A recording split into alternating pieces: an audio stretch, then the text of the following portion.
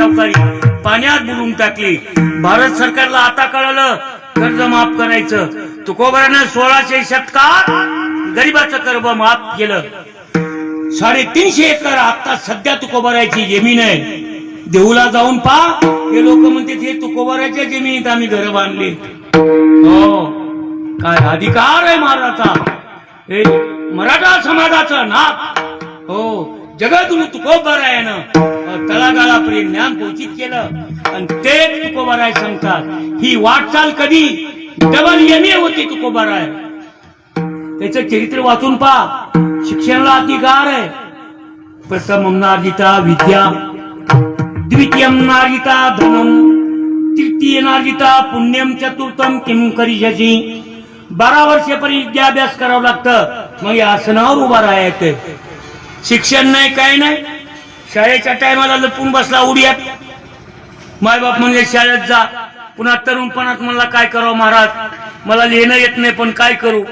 खिशाला 2 पेन लावली, माझी का भेट होऊ नको। आणि महाराज लोक तुमच्या मनानं काय गरीब असतात का?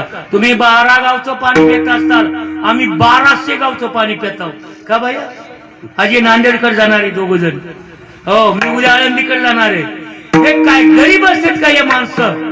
हो, खिशाला मी म्हणलं सही करायच्या, पेन द्या की, म्हणला टोपणच आहे। म्हणलं दुसरा द्या की, म्हणला ते चलतच नाही महाराज। मग खिशाला काय ठेवलेत? महाराज म्हणला मी शाळेतच गेलो नव्हतो, पण मला आता करमत नाही म्हणून खिशाला पेन तुटतोय। हाय का उपयोग काहीतरी?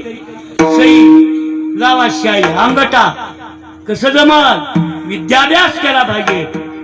काही माणसं मोठा घराणा पोकळ वासा, पांढरे कपडे, मोकळा खिसा, काहीच टाईटच निसते, खिशात काहीच नाही। अरे साचलिया धन होईल ठेवणे, तैशी नारायणे जोडी करा।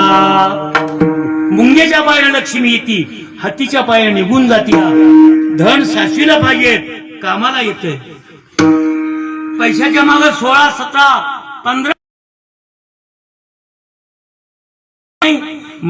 त्या ठिकाणी लागल साथ पाठोपाठी। मनुष्य जन्मात येऊन